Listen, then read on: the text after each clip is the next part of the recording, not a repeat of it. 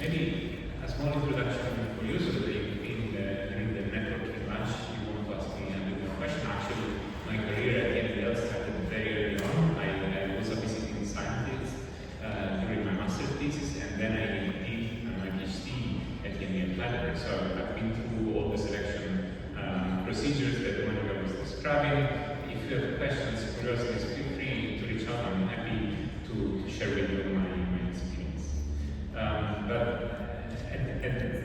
Currently I'm a team leader, and maybe also I would like to explain what team leader means at EMBL. You might be familiar with our research units, our group leaders that have their own laboratory in the institute and run their own research programs. Team leaders do that too, but they have a dual role. So I have a research group which is affiliated to the molecular systems biology unit, where we do structural biology. And at the same time, I have a second appointment, a second role as service provider. So a team of specialists that supports internal and external users. Today, I would like to give you a brief overview of the imaging services at EMBL with special emphasis at the Imaging Center at Heidelberg. And if there is any take-home message after my presentation, it should be that our infrastructure, our services, our expertise is there for you to support the researchers of the member states, but I would say worldwide.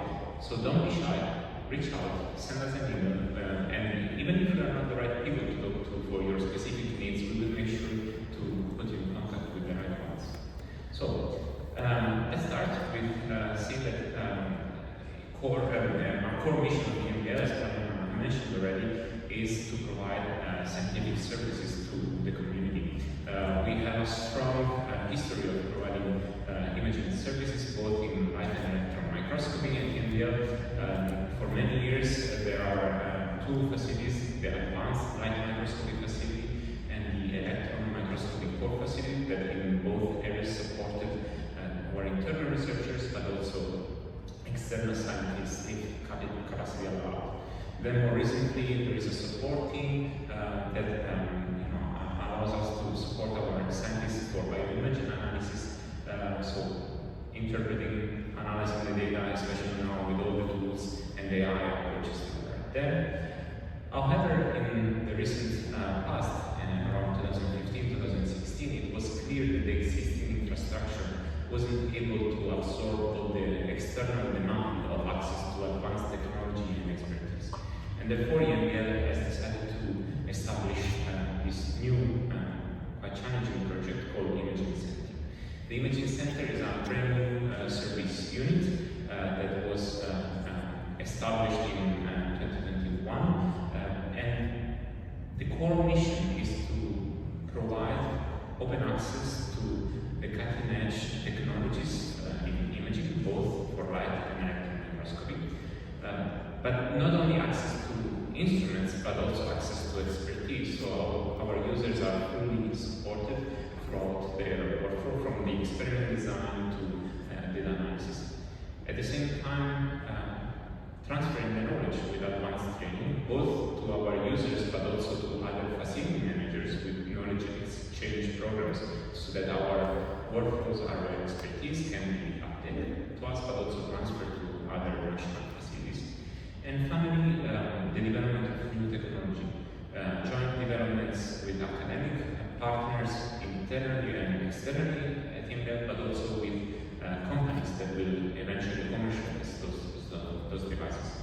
I think the overarching goal of our activities is really to enable the external scientists to image their biological systems of interest across the scales of biology. We really want to enable imaging from the full organisms down to the molecular level for structural interpretation, and we do so with our two teams and specialists.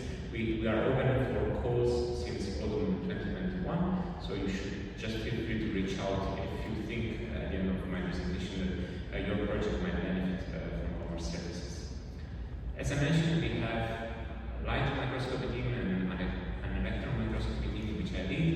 However, our strength is the combination of the two methods.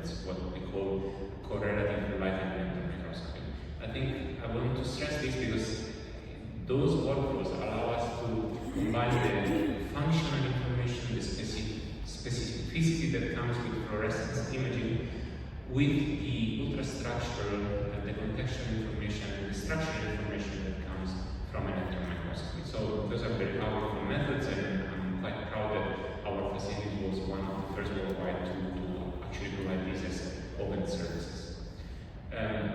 My full gratitude goes to our specialists, that they are actually the daily heroes that actually do all the work and support the users. They are all funded by Stiftung, the Foundation of Böhringer Ingelheim, and it's quite diverse in terms of composition. We have application specialists that are specializing in different areas: cryo-electron microscopy, tomography, correlative approaches, and light microscopy approaches. But we also have image analysis specialists that would support with the data analysis, and finally engineers that can build new advanced systems and drive technology development. I could speak maybe for 2 hours about all the individual services we provide, so today is just to give you a brief overview of what we can do.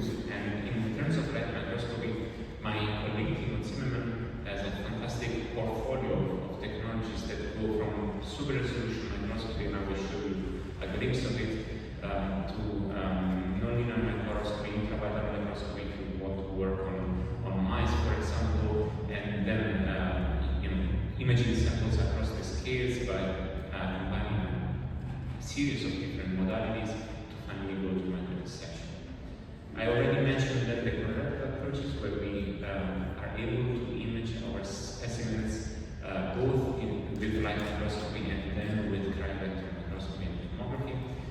A lot of our services are focused on actually the sample preparation when this is possible. So we support our users with the design of the experiments, the establishment of cell culture, for example. Then we do confocal imaging on vitrified specimens, so at cryo temperature, and then we register the 2 data sets, the light microscopy data set on the electron microscopy data to combine tomography, cryo-electron tomography with light microscopy. And then in terms of electron microscopy, in a similar way, we support all the steps of sample vitrification, so the plunge freezing of EM grids. We thin down cellular specimens for electron microscopy by focus ion beam milling. Our hardcore portion of services is, of course, the high-end data collection of data for both single particle approaches for structural analysis and tomography. But we also, as I will show you in the context of track, we do volume imaging to have at a lower resolution a full overview of the cellular environment. As I said already, I think the key aspect of our services is not only the access to advanced microscopy instrumentation, but it's the tailored project support. That starts, I think, even early on, than as shown in the slide. It really starts with your email reaching out and saying, hey, I have this project, I would like to address this question. I think this would be a good method. Can you help me, right?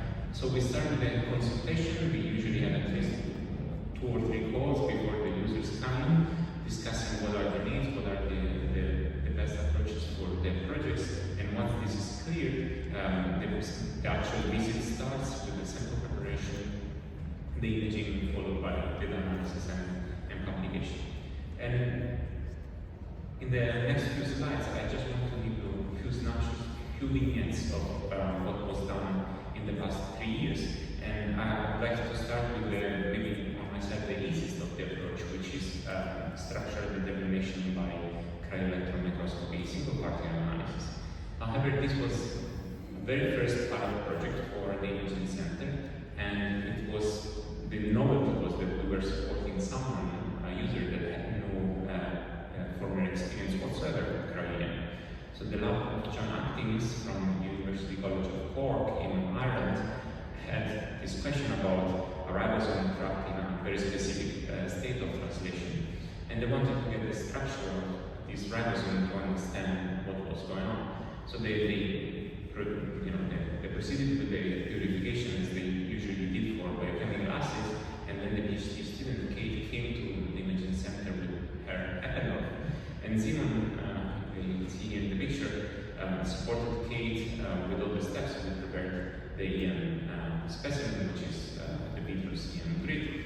We screened the grid for optimal conditions to make sure that we could image, as you can see here, plenty of ribosomes in a beautiful distribution. We collected high-end data, tens of thousands of images, from which Simon was able to reconstruct a high-resolution structure of the ribosome. And if you're not from the field, this was 2021, this was at the time the highest resolution map obtained by cryo-electron microscopy of any asymmetric object. And therefore was also the highest resolution map of a ribosome at the time.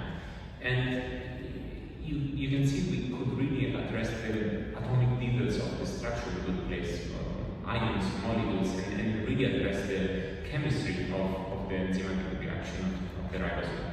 And therefore we wanted to publish this, and we did in this paper. And as you can see from the data, I really felt strongly about including the cryo-EM imaging services aspect to it, to show to the community that as a novel user, if properly supported by an imaging facility, you can go home with the best quality map that is out there in the community. So we are there to enable you, and I hope some of you at least will come and take advantage of these services.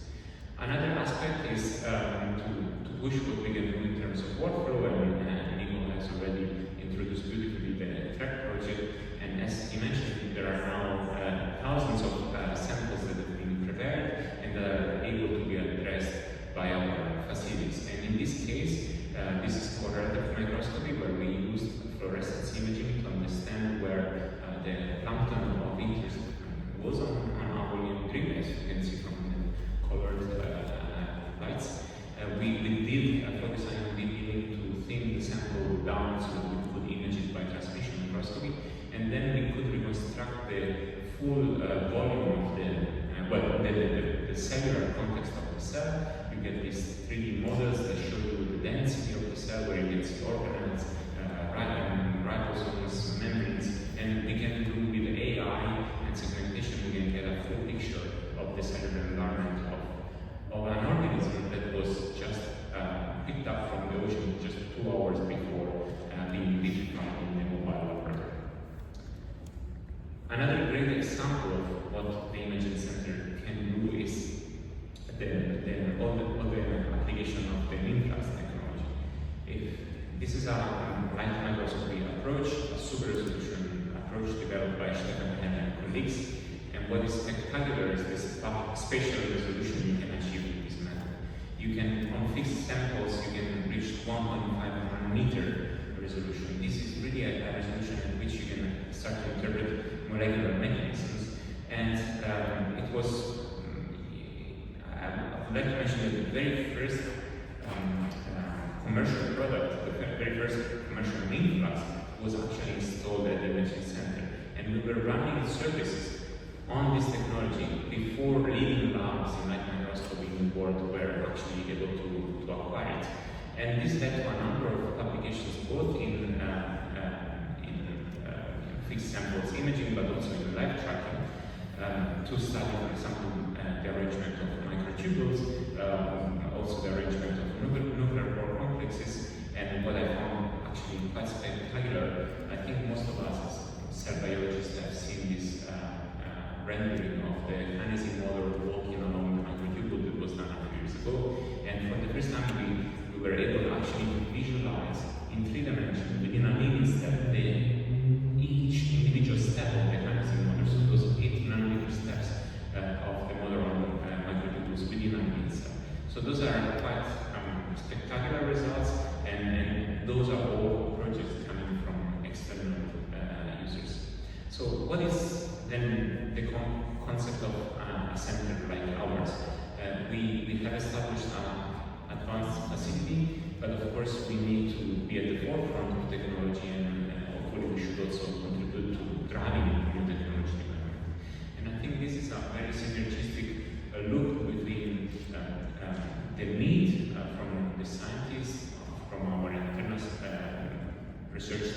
about biological questions that cannot be addressed with the instruments we currently have.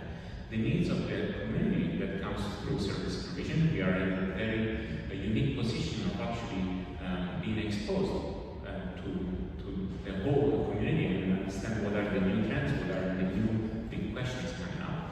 And we take all this and we translate it into technology development. And the idea is to really minimize the time that goes by from a new development to the scientific impact for the broader community. Because if you think about it now, if a leading lab develops a new technology, that technology will take 8 to 10 years before it will be picked up by a company, commercialized. We will be able to write a grant to acquire that technology.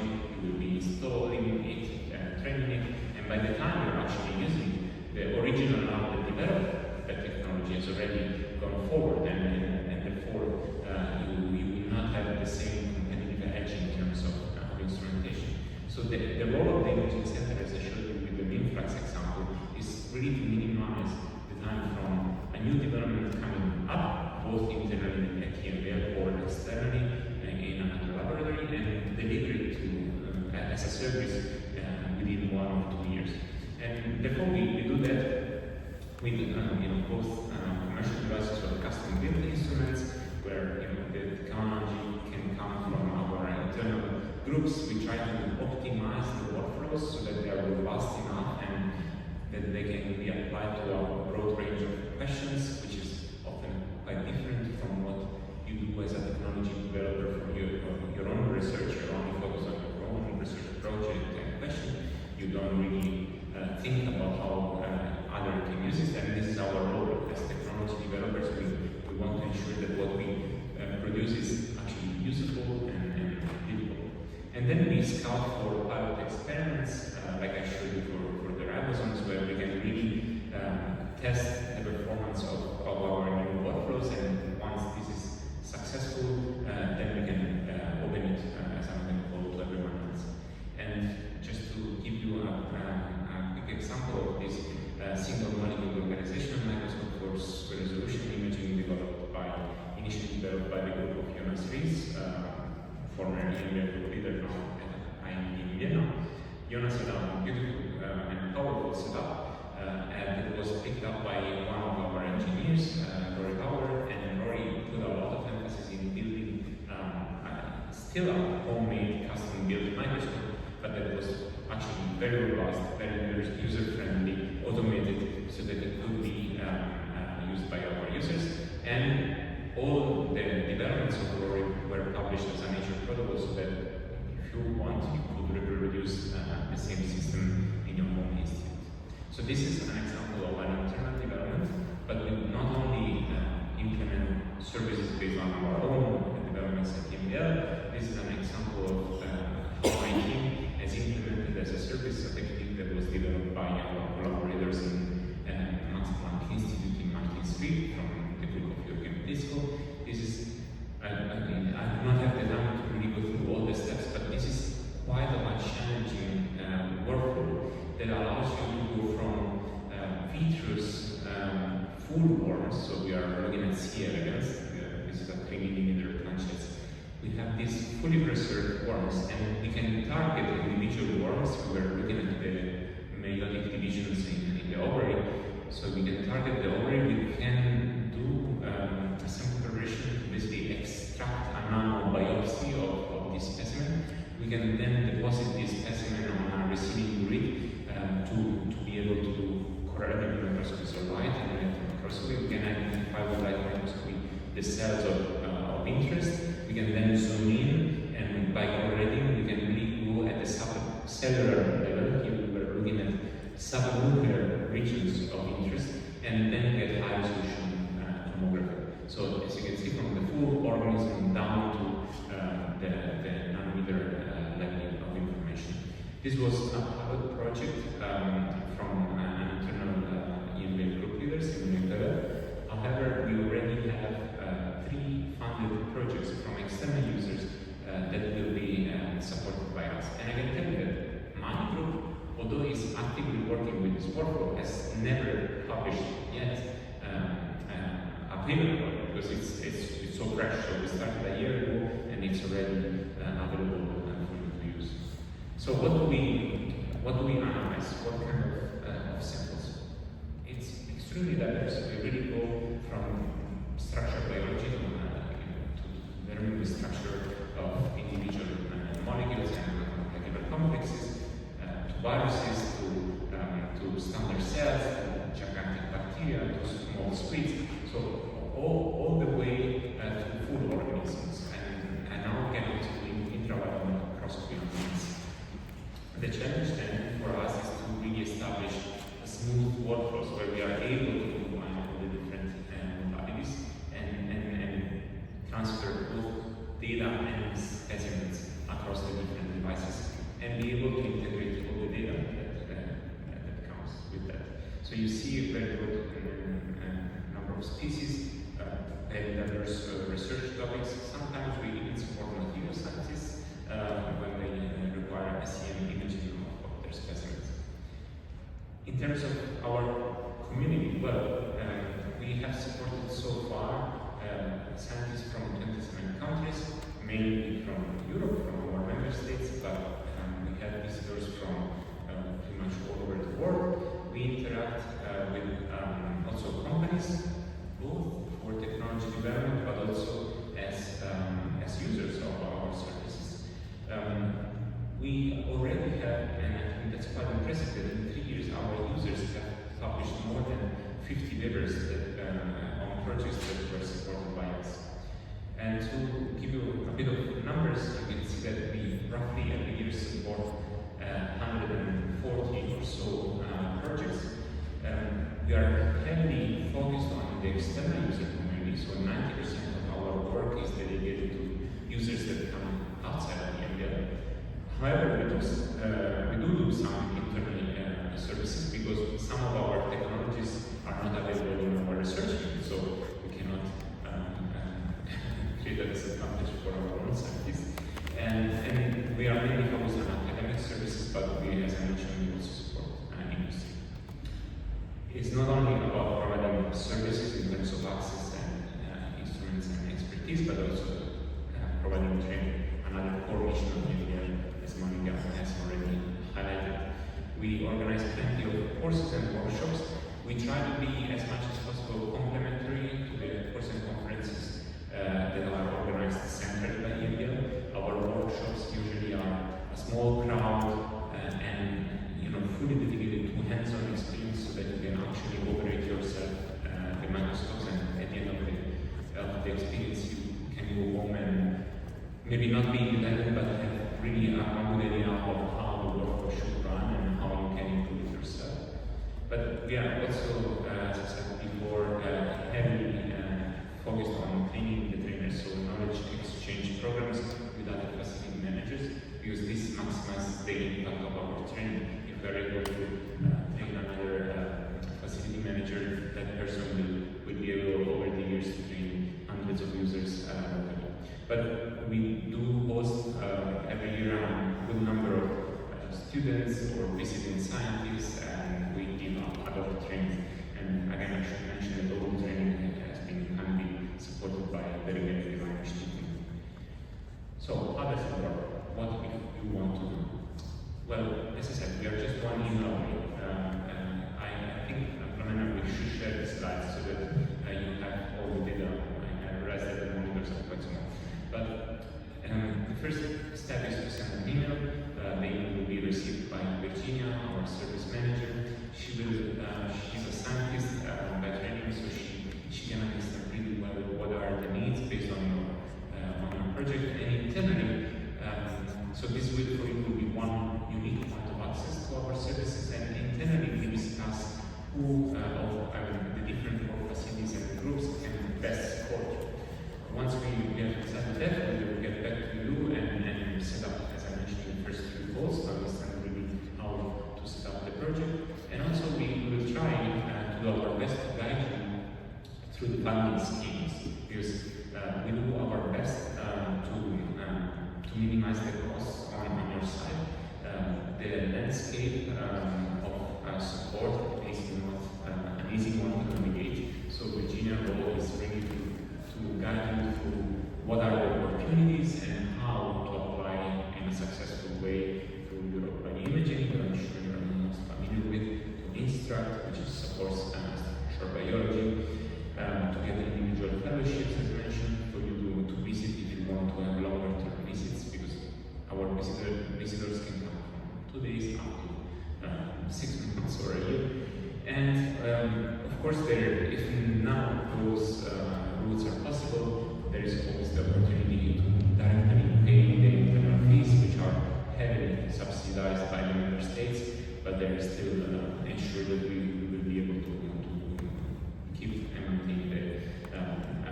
the infrastructure up and running.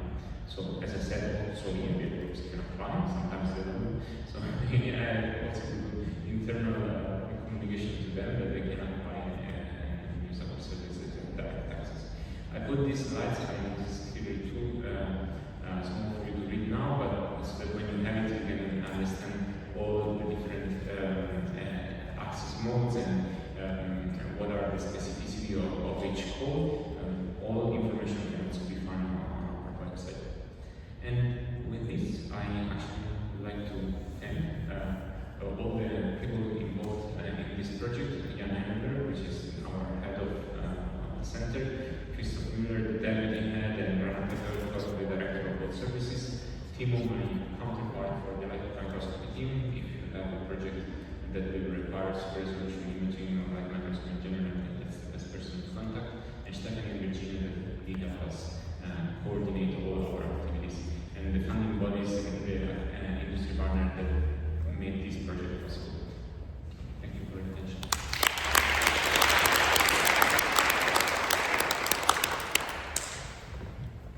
Thank you for the talk.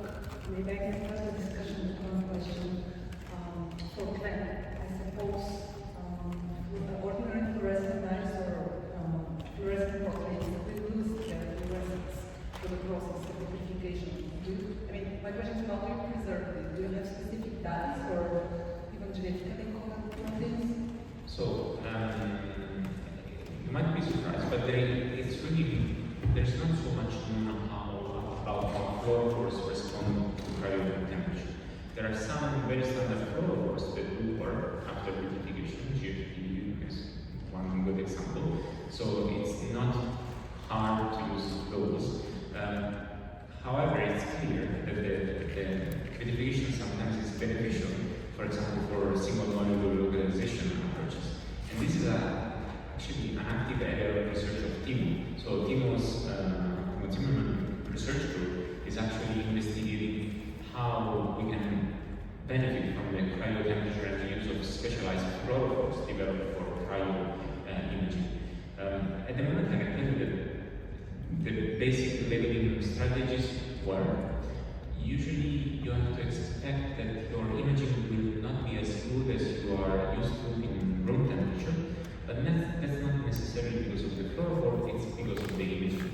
We have to preserve our sample, it has to be kept frozen, it cannot melt at any given time, and for that we cannot use immersion lenses. So we have to image with an air objective and quite from a distance, because otherwise the heat coming from the objective might melt your specimen.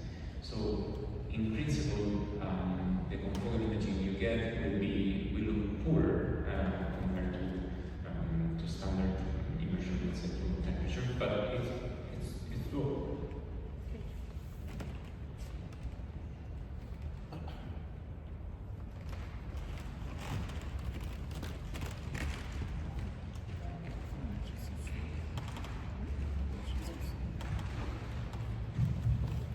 Thank you for the presentation. Indeed, amazing capacity, infrastructure, research, expertise capacity that can be provided from EMBL. The question you mentioned that one of the level of imaging species level, individual organism level, we have such initiatives on taxonomic identification of individual species at level or something. Maybe using machine learning, artificial intelligence. Yes. So for that, we have, so it's not officially part of the imaging center, but the bioimage analysis team, which is led by Chris Tischer, I think might be of help there. So basically they develop image analysis tools to either track cells or compare individual parts of the organ. Yes, exactly. Taxonomic identification. Yes, I don't think that we have any great example yet, but this is especially relevant for the direct specimens because sometimes you don't necessarily know what you're looking at, right? These are environmental samples. So our goal is to develop AI tools that can actually recognize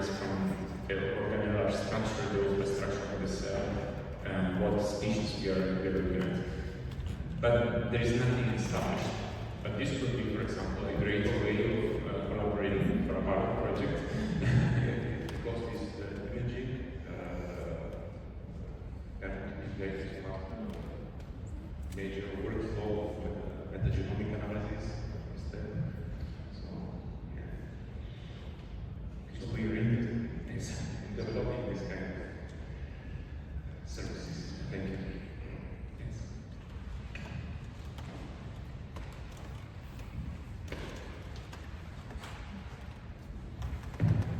Right. So I think next talk will be Vladimir.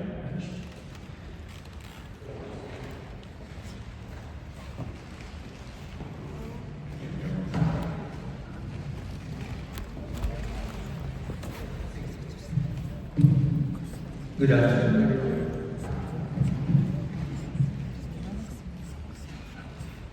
Thank you, Simone, the audience, for what's coming.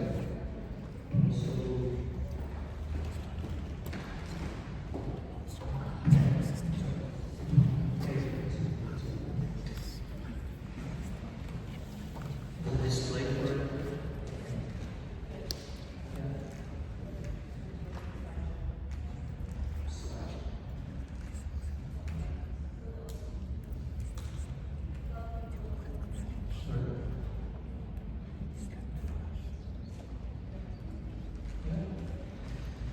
And also outlining the principles of our facilities to which I'm going to develop more. And ultimately, I would like to see this presentation as sort of our record and also an invitation to the EMBL, because what we have heard from Simone and what we feel is truly that the core facilities would be probably our first entry point to come to EMBL, but also enabling projects and moving neuroscience forward. Of course, the reason for that is, as I will recapitulate, maybe you have seen that before. So there are data resources in terms of the services, imaging center you just heard, structural biology we haven't touched upon today, but that's something also you will realize about when I will present for facilities. So, of course, the mission is, let me start with the mission, and that's providing these high quality services to EMBL scientists, visitors, but also scientists and primarily from academia, from prospect member states, that of course includes you. There's access to the expertise and the cutting edge technology, which is kind of, let's say, EMBL strives to stay on the top of the game, if you will, that you can really move, as I mentioned, enabling your scientific project.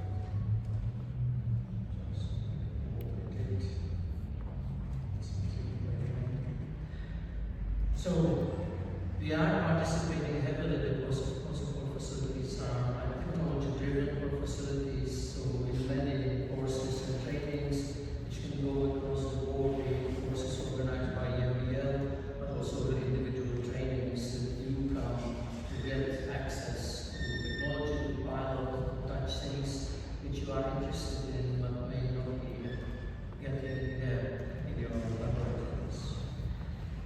One essential part, and again, Simone mentioned that is the interaction with the industry, again, coming from the fact that we are using a lot of instrumentation. And of course, perhaps last but not least, our activities are aligned with the scientific objectives of EMBL, but as Pamela mentioned, there is a scientific program of EMBL outlines by and large these activities. And although it's a prospect member states give you the observer status, we certainly hope that one day you will become full members, so you will be able to participate also in shaping, forming those objectives. So in scientific services, the top and maybe foremost is data resources and tools, which is EBI. Again, many of you are perhaps using them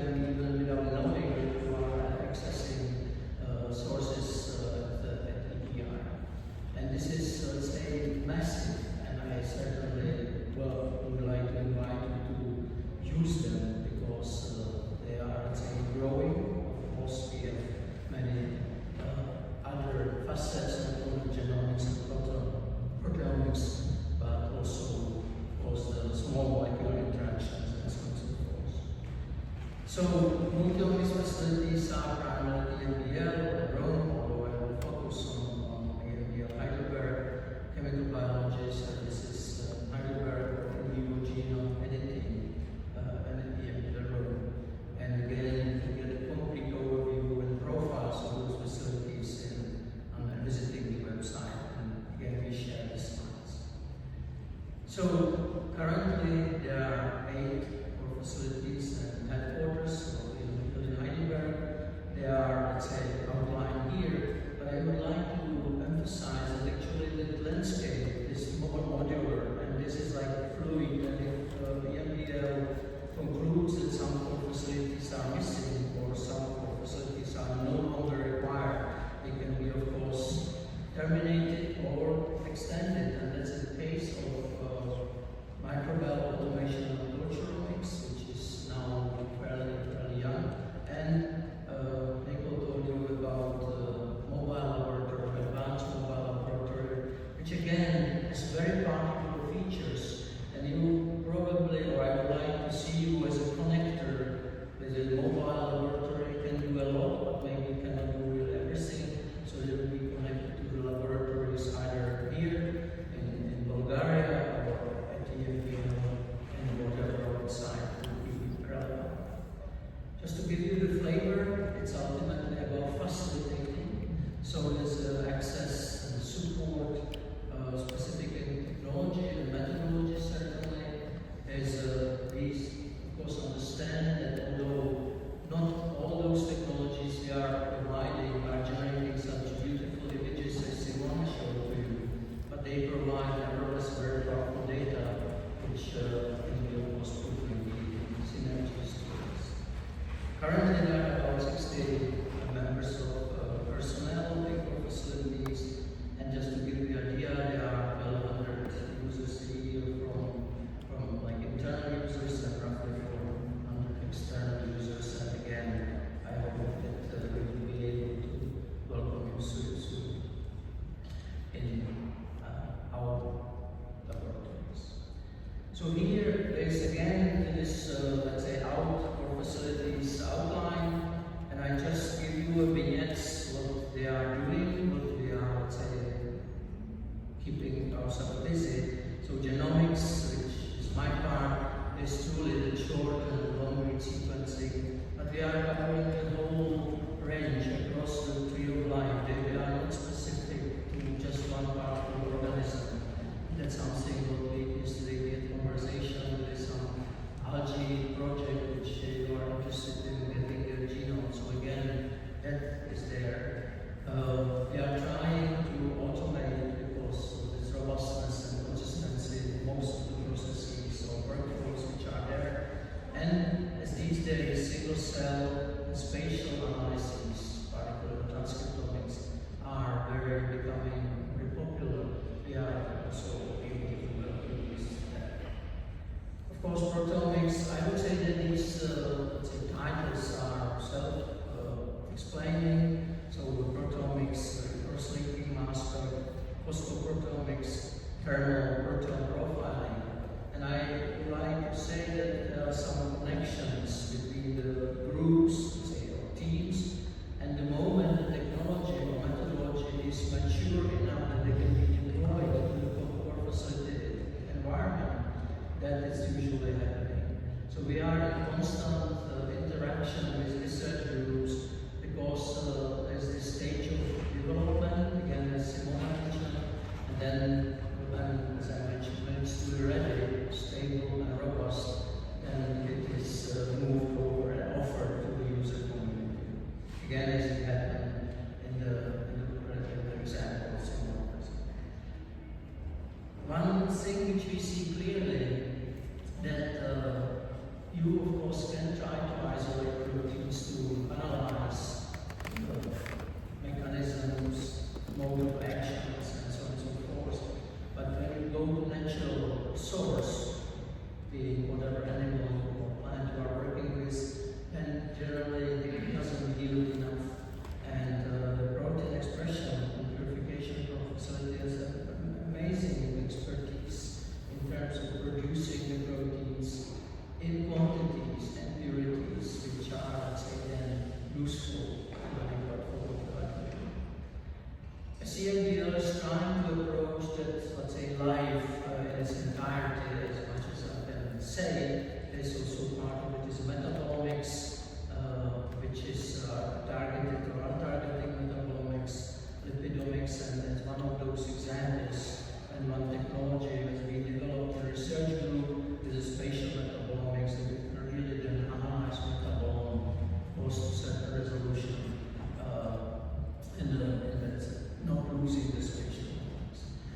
think you heard enough about light microscopy and electron microscopy from Simone, and there's, let's say, the IC is standing a bit aside. That's needed for discussion, but I think there's massive overlap between these three entities, and I think they are also talking to each other very frequently and there's an intimate contact. Here we have flow cytometry, again, stuffing on that, let's say, embedded in the workflow, being maybe microscopy and genomics.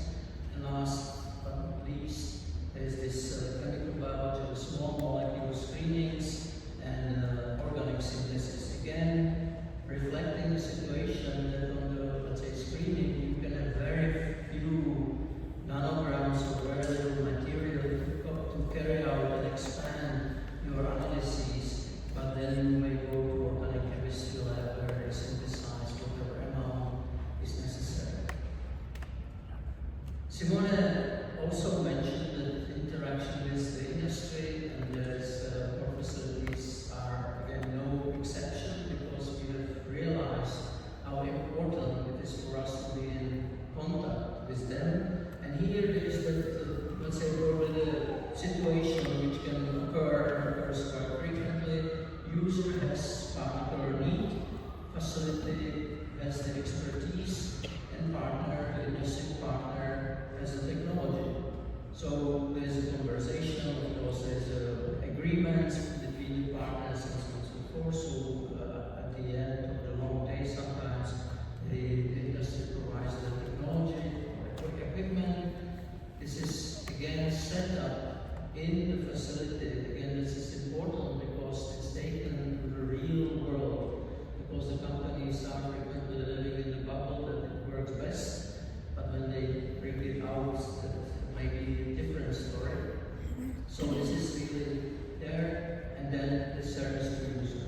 And the use bag is a feedback, of course, feedback for development or not. But I think it's important that the companies are taking a return on that investment by placing sometimes fairly pricey kits or hardware that they can use it as a reference site. And I will one example. So there's this list, not exhaustive list of partners EMBL facilities are working with. Some are in the genomics, some are in, of course, in the microscopy, some there's a flow cytometry. There are, let's say, of course, in many instances moving across, and that's what we do. So just to give you the flavor also how we are operating, because there's not one recipe or one let's say approach that will fit all. So there's access to technology in our facilities, let's say there will be particle imaging and flow cytometry, and then service provided that is very, they are most of the time coming with their samples, they get training on the instruments whenever possible, and then they go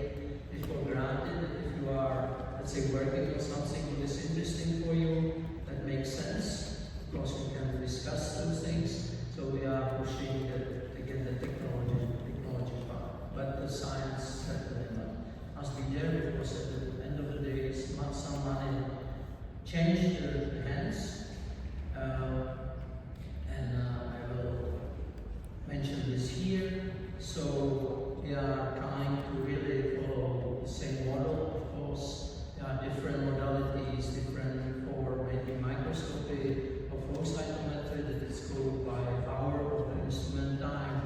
For the sample processing is by sample.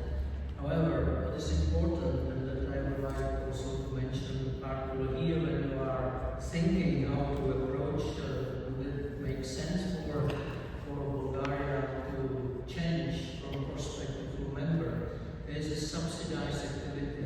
EMBL or member states, which are contributing to the general budget, are actually also contributing to the expenses of those operations, which I think is, sorry, my 20 minutes are up.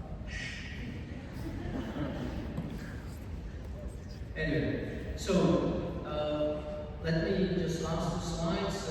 What we feel is important to make from core facilities than just more than there's a sum of these individual parts. And here's the one example: this development of core facilities workflows is for phenomics, the correlation of phenotypes with their omic states, and there's a synergistic project with, let's say, advanced light microscopy facility. There's by microscopy identified phenotype which can be relevant for biology of the cellular system they are using. Then because they are labeled in a certain way, here it's, let's say, by green and red, they can be then sorted, and because they have some other features which are again interesting, then they can be separated. Then it comes, I would say, to us, where we can basically look into the transcriptome, maybe interested in also in genomes. It depends how things are moving around.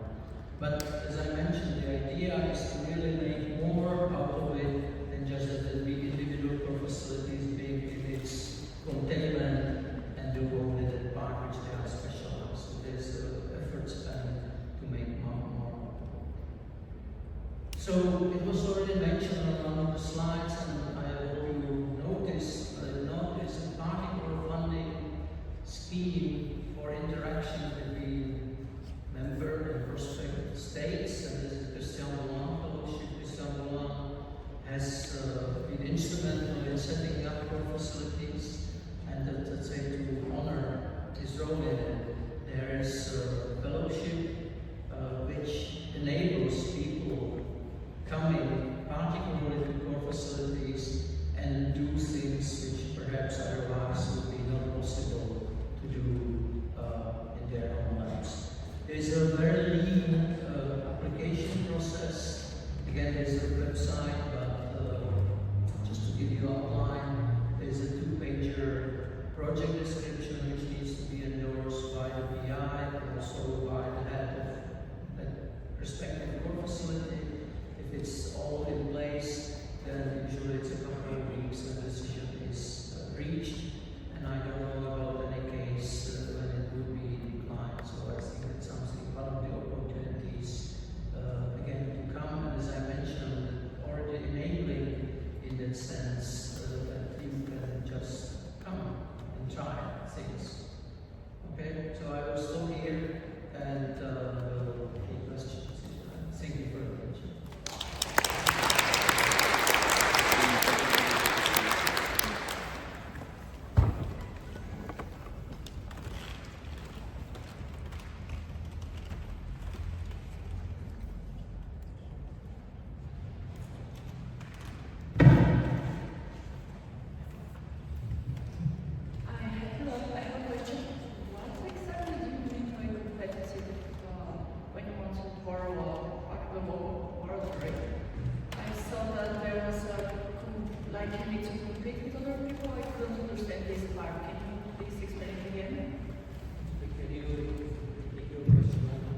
I think she was referring to the competitive booking of the facility instruments. This is the first come, first served. Well, let's put it this way. There is a restriction on time which is allowed to book. You cannot book one instrument for set, which then would be not used by 90% of the time. So it's monitored. So ultimately, this is as many users which are, let's say, in need for a particular instrument that they can access that.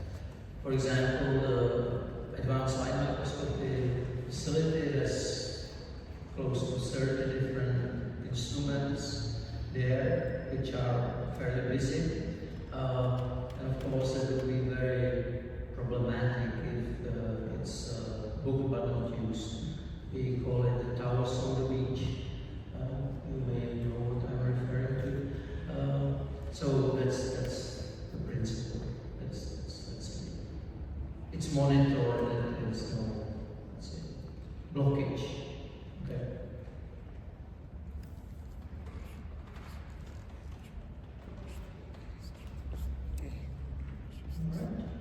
That's all. I want to ask questions you mentioned, for example, the light microscopy, CBT, how many instruments it has, etc. What I'm really curious about G4, because when I was at the EMBL, I passed through G4 and I saw a bunch of sequences, so I asked myself, how many are there really? So how many sequences you need? We have enough. But thank you for the bridge. I ran out of time, but of course we can use it at the G4. I think that, let's say, just give the overview.